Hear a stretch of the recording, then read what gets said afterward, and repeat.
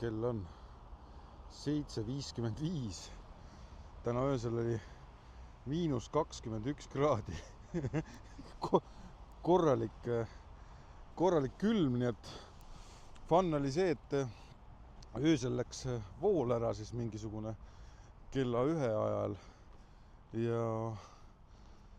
ja mässasin siis kella vist 2:30 või, et maakütte järgi saaks uuesti ja mingid kaamerad enam ei toiminud ja mingisugune mikrouun unustas ka vist ära ennast, et seal ei saanud enam kellaaega õigeks ja mingisugune välitemperatuuri andurid ei töötanud enam, ei suhtlenud kodu networkiga ja et noh, ei tea nüüd, kas oli külmast või siis kaks korda elektrikatkestust väikse aja jooksul, nii et serverite probleemid ja no ikka siuke korralik. Ja nüüd siin hommikul karges külmas ei viitsinud kohe tööarvuti taha minna, et hakata tööd tegema ja mõtlesin, et teen väikse siukese jalutuskäigu ja väikse jutuajamise ka, nii et kes teab, kuna ma päeva peal jälle aega saan.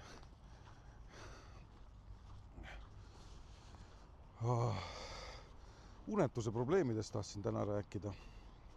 Ma ei tea, kas sa oled kokku puutunud sellise asjaga või mitte. Minul on pidevalt uneprobleemid. Nii et kui ma lähen magama näiteks kell 10, siis ma ärkan öösel kell 2 ülesse ja kui ma lähen kell 2 magama, siis ma magan hommikuni välja ja kui ma seda ei tee, ehk siis ma hakkan päeval magama järgi jälle ja kuidas sellest jagu saada, ei tea. Ei ole aru saanud, kuidamoodi seda teha täpselt, et ühe korra on õnnestunud siin nüüd selle kuu alguses nüüd magada vist 8 tundi ja ütleme niimoodi, et täitsa hea oli. Aga see ongi vist nagu normaalne, kui saaks nagu pikemalt magada, aga kahjuks ei saa, noh. Ma ei tea, mis probleemid on. Katsetan täna siin filmimiseks ühte äppi, mille ma soetasin äkki 19 euro eest. See on mingi reageerimisäpp. Ma olen sellega mõned videod teinud sinna enda konto alla ka TikTokis. Mingid musa asju olen teile seal näidanud, mis mulle meeldib ja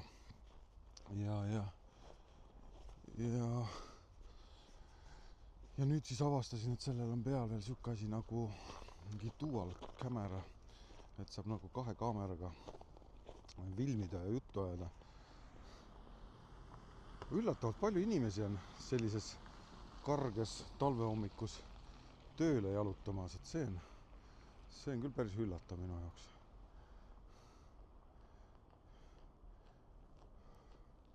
Autokraadiklaas näitas mingi -14. Tegelikult oleks hea praegu minna tead kuhu rabamatkale.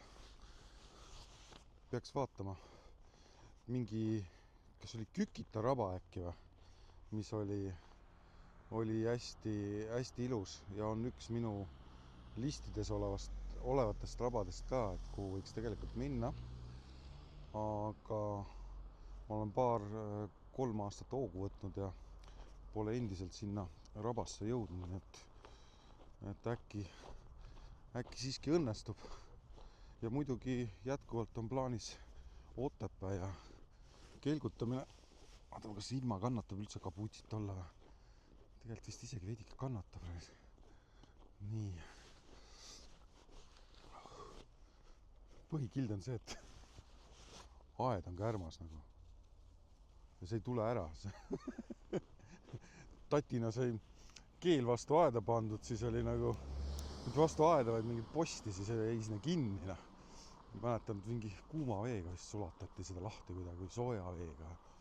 Ja tükki välja ei tõmmanud. Nii, vaatame, kas üle tee ka saab niimoodi, et kuskile kolakat ei saa või. Seda ka ei tahaks saada. mul on siin auto siinsamas. Korraks veel auto juurde ka. Ja siis mõne sõna veel autos juttu ja siis vaatab edasi, mis on ja mis saab.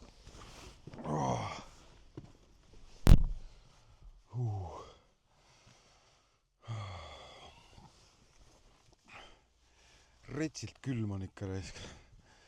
Pole harjunud sellise külmaga, toores. Aga ma vaatan, et seda kaamera saab käigu pealt saab välja ka lülitada. Ei ole, exit recording ütleb mulle hoopis. Ei saa. Ta oleks võinud saada selle pildi ka veel välja lülitada, aga seda liigutada ka ei saa ekraani peal, vist ei saa, jah.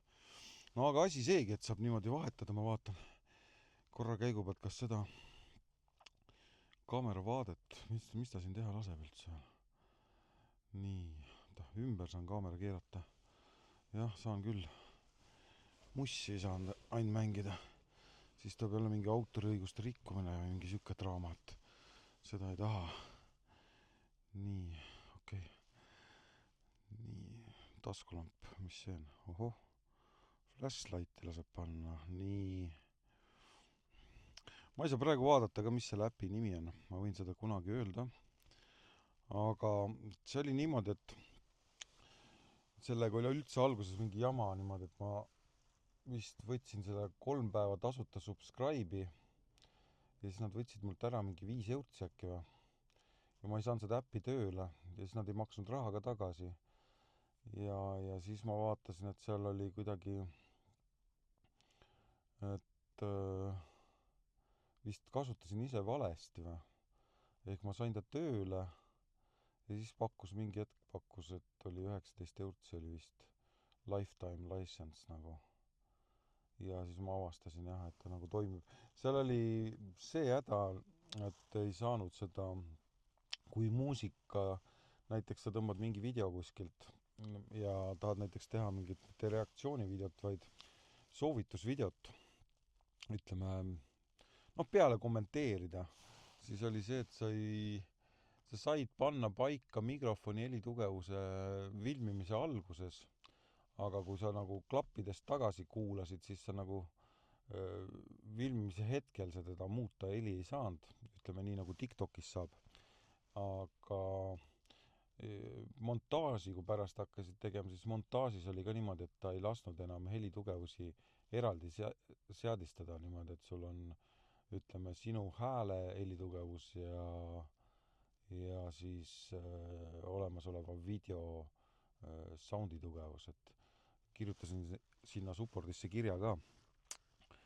Lubasid ennast parandada, aga ma ei ole nüüd ammu vaatanud seda funktsiooni, kuna ma ei ole neid soovitusvideosid teinud, pole aega olnud. Mul on seal tegelikult väga ägedaid videosid, olen siin aja jooksul leidnud igasuguseid talente ja artiste, keda siis nagu teile ka näidata, et üks asi on siin tuututada niisama ja rääkida, aga teine asi on, et sa nagu reaalselt näitad seda artisti ennast ka ja annad siis oma emotsiooni edasi, mitte reaktsiooni, vaid emotsiooni, ütleme, mis artist siis nagu sinu jaoks tähendab ja mis ta on. Ja püüan parem olla, võib-olla leian mingi ajahetke, et seda teha. Hetkel ikkagi siin sisulooja kanali peal ja toimetamas ning sellele kargele külmale vastu astumas, et väike mõttetera teile igasse päeva edasi anda. Aga jah, hakkan toimetama oma maiste tööde juures ja soovin sulle siis ilusat algavat päeva. Tšau!